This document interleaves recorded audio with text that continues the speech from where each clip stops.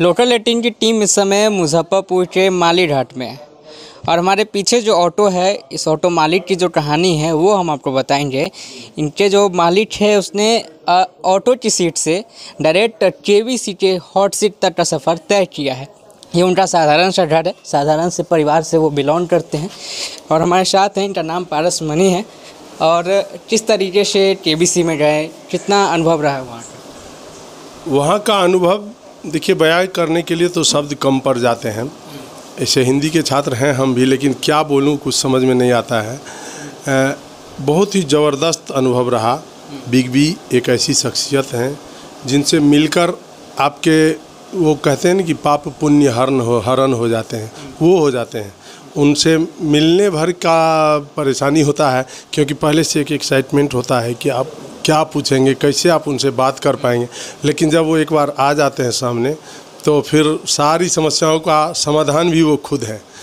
एक बार आ गए और आपसे बात करने लगे तो फिर लगता है कि ये इंसान क्या है क्या नहीं पता नहीं। तो इसलिए उनका बड़प्पन करके मैं सूरज को दिया तो नहीं दिखाऊंगा, लेकिन बहुत ही ज़बरदस्त पर्सनालिटी है। केबीसी में जाने का पहले से ही विचार था, पहले से भी कुछ तैयारी वगैरह कर रहे थे? देखिए, मेरा टोटो है और जब मैं टोटो लिया हूँ तब से तो उससे पहले भी मैं यूट्यूब मोबाइल रखता हूँ। मेरा काम भी था मोबाइल में रिचार्ज करना और सिम बेचना, तो मोबाइल मेरे पास रहता था। तो जब भी मुझे टाइम मिला तो मैं कभी भी आज तक याद नहीं है कि टीवी उसमें कुछ और देखा या फिल्म या गाने या कुछ सुना। जब भी देखा तो उसमें कुछ न कुछ जीके जीएस से संबंधित बातें ही पढ़ी लिखी। कुछ सर हैं जिनसे कि जो अंकित अवस्थी हैं या उन लोगों का ही बस वीडियो देखना मेरा काम था। और बस अपने पर्सनल यूज में वही ठुआता था कि मैं जीके जीएस का सिर्फ ये दे। अभी जब से टेम्पो लिया उसमें बाजा है, आज तक गाना नहीं बजा है उसमें, सिर्फ वो लगा करके और उसमें जीके जीएस सुनते रहना है। हाँ, तो यही तैयारी मैं किया। क्योंकि हमने सुना है कि आप बहुत अच्छा कविता भी लिख चुके हैं और उसको बताते भी हैं, क्या है वो कविता? हाँ, कविता मैं लिखता हूँ।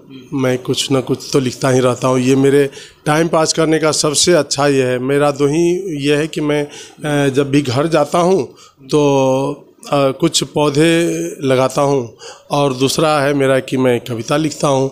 तो मैं जब वहाँ सीएमसी भेलौर में था, अकेलापन महसूस हुआ तो मैं वहाँ एक कविता लिखा था। तो कविताएं बहुत है, लेकिन वहाँ जो लिखा मैं, वो बिग बी ने मुझे ये किया कि मुझे सुनाई तो मैं उन्हें सुनाया। तो उस कविता का नाम था अद्भुत टमटम।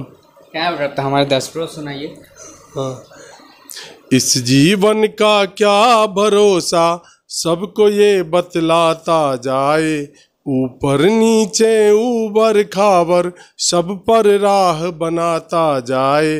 टप रप टप रप टप रप टप रप अद्भुत टम टम बढ़ता जाए, सांस का टम टम बढ़ता जाए। जन्म से चलना शुरू किया है, मौत ही आखिरी मंजिल है, बीच में मिलते ढेर चौराहे, सोच चलो जहाँ चलनी है। जैसी करनी वैसी भरनी, बात तो बिल्कुल सच्ची है, अच्छी कर लो अपनी करनी, राह तेरी अभी अच्छी है। ठीक से चलना चौराहों पर, ओ देख के चलना चौराहों पर, कहीं ये टम टम मुड़ ना जाए। इस जीवन का क्या भरोसा, सबको ये बतलाता जाए। टप रप टप रप टप रप टप रप अद्भुत टम टम बढ़ता जाए। अच्छा, सबसे खास पल क्या रहा, सबसे खास बातचीत क्या हुई अमिताभ बच्चन? अमिताभ बच्चन जी से क्या कहें, यहाँ मैं बहुत पीछे रह गया। अमिताभ बच्चन सर से जब बात करने आया और मैं अपने पिछली दुनिया को जब देखने लगा कि मुझे एक्चुअली में दुनिया में ही नहीं होना चाहिए। मैं उस दौर से गुजरा था कि मेरा ऑपरेशन हुआ, मेरे कई बार मैं कई दिन तक बेहोश ही रहा हॉस्पिटल में। तो मुझे लगा कि मेरा तो अस्तित्व ख़त्म हो जाना चाहिए था, लेकिन एकाएक लगा कि ये कहाँ मैं आ गया। तो मैं बहुत ज़्यादा ये वहाँ पर जा कर के ये हो गया, भावुक हो गया। तो उसके बाद मेरे मुंह से शब्द ही नहीं निकल रहे थे, हालांकि बहुत संभाले। वो बोले कि कोई ऐसा बात बताइए जिसमें कि आपको लगता हो कि आपके जीवन में घटित हुआ और उससे हंसी लगता हो। तो मैंने उन्हें बताया कि सर क्या कहें, हम टेम्पू वाले हैं। और जब से ये केबीसी का मुझे आ गया तो मैं अपने आप में सोचते सोचते खो जाता हूँ कि मैं क्या कर रहा हूँ नहीं कर रहा हूँ। एक दिन मैं अपने बेटी को स्कूल छोड़ के आ रहा था और टेम्पू वाले की आदत क्या होती है कि अगर बगल से कोई गुजर रहा है तो उसको पूछ लिया कि कहाँ जाइएगा। तो मैं भी आ रहा था, मैं मैडम को बोला क्या कि से एक मैडम थी, मैं बोला कहाँ जाइएगा। वो अब हमको घूर के बोले कि से पागल हो गया क्या। फिर मैं कहा कि मुझे समझ में नहीं आया सर। तब मैं जब देखा कि तब मैं ऑटो से नहीं, मैं अपने बाइक से बेटी को छोड़ने गया था। अब मेरा दिमाग से उतर गया था तो इस पर बहुत उनको भी हंसी लगी, कहीं ऐसा होता है कभी कभी। हाँ, लेकिन ये केबीसी के चक्कर में जो है ना मेरा दिमाग थोड़ा सा ऐसा वहाँ ओझल हो गया था कि मैं इस तरह से, तो ये सब ही बातें हुई। कुछ नॉर्मलाइज करने की वो बहुत प्रयास किए हमको। फिर हमसे कविताएं सुनी, क्वेश्चन आंसर का जब दौर हुआ तो फिर उसमें भी मेरा अच्छा ही रहा है हिसाब किताब। तो यही सब बात हुई वहाँ। चलिए, उनकी पत्नी भी हमारे साथ है, आप भी रही थी, कैसा अनुभव रहा? बहुत अच्छा अनुभव रहा है, क्या नहीं पता है। लेकिन वहाँ जाने के बाद तो मतलब समझ में नहीं आया था क्या करना है, क्या हो रहा है, कैसे हो रहा है, कुछ समझ में एक मतलब लगा कि जब मतलब कहाँ थे और कहाँ चले आए हैं। तो और क्या बताया, वहाँ पे बहुत सारी बात हुई उनसे। क्या क्या देखे वहाँ से, क्या सब लाए हैं? लाए तो बहुत कुछ है।